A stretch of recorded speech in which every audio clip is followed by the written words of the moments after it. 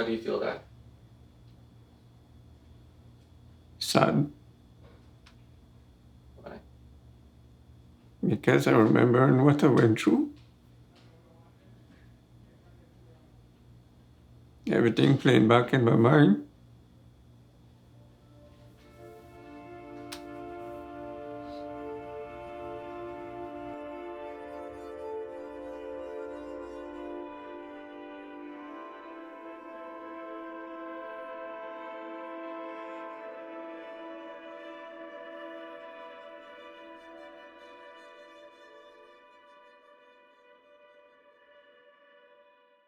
I was in perfect health right up until 2019. I used to go to work. Then from work, I had a football program and I used to coach these guys at the church field. The last training that I can remember, I had a good evening with the guys. It was a cool evening. There was no mosquito biting. It was just football as usual. I said to the rest of the guys, I'm going in to do a surgery. So I'll see you when I get out. But little did I know that that out would have been 3 months after that. So a few days before my surgery, my wife and I celebrated our 40th wedding anniversary. The entire family was there, and we had a very good time. The boys were laughing, we were talking about different things, and everybody was just going on with their lives, you know. It was a peaceful time. We had a very good time together as a family. Yeah, the day I was going to the hospital for surgery, I thought everything was just a smooth sailing right through.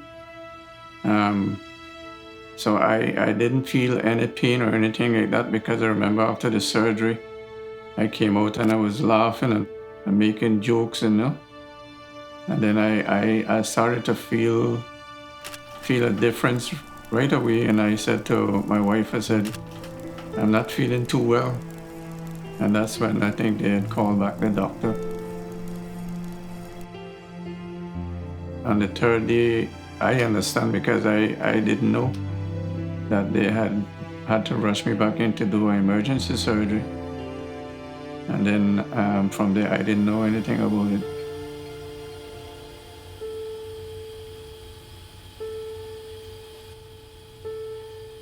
I had no idea what sepsis was, none at all. That's the first time I ever heard about sepsis. Sepsis, blood poisoning, is usually triggered by a local infection which spreads or secretes toxic substances into the bloodstream. The immune system may sometimes go into overdrive. This can lead to failure of organs such as the lungs, kidneys, or the heart. In the worst cases, a patient dies in a matter of hours. And knowing what I knew now, what my body went through with all the things that I had to endure, I would say sepsis is a very dangerous sickness for anyone to have because anything can happen. Like with my case, that I was into a coma. I didn't know anything after that.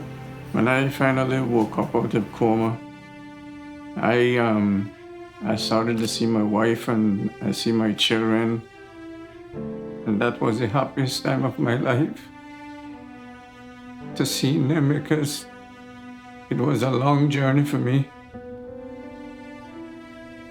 All that I went through with my body and all that.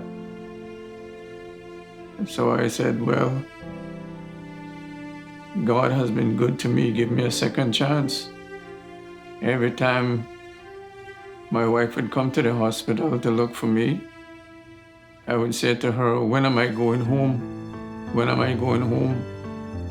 I want to be in my own bed. And she said, you soon go home.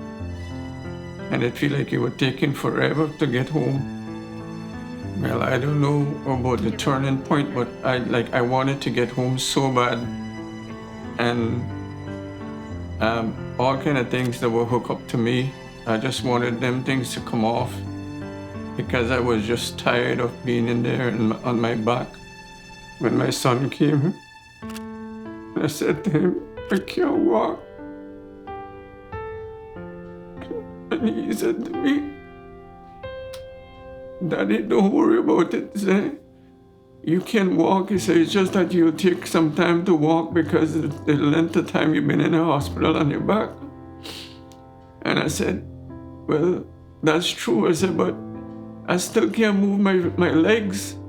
And I thought that I was paralyzed, to be honest with you. But when this physiotherapy came and they started to move with me, let me walk. Every morning they come in the morning and they let me walk. It was painful, but it was a good thing for me to get up and do it. That was the hardest time for me, because by me coming out in a wheelchair, it set me back a bit, because I know that I was a strong person and I used to walk and do things for myself. And then to find out that people had to assist me to learn to walk and read and write, it was difficult for me to adapt to those things. But I was thankful at the same time. I just want to share the goodness of God, the testimony that we went through in 2020. I had a faith in God that God will take me through, and just to have my family with me, my wife, my children, their spouses, and my grandsons. That was my big concerns for me. I just wanted to get out to be a part of their life. Well, I'm grateful, I'm thankful, because like the 4 doctors that operate on me said, you're a miracle.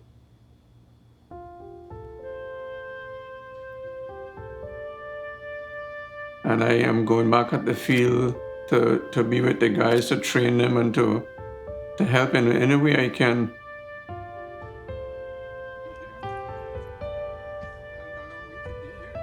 But I used to carry a chair that I can sit on the field while the guys are training. That was the happiest feeling for me, to be out there, to be a part of what I used to do from the beginning.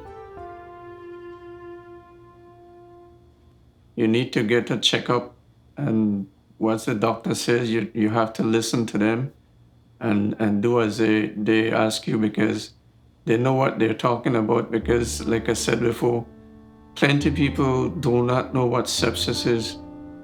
And sepsis is a very dangerous sickness.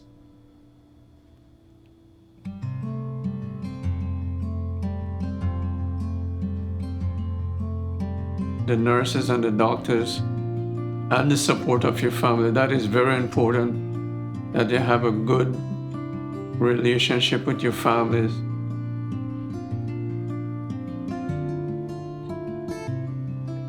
Life is more precious now than ever, because the things that we fuss and fight about, they're just petty things.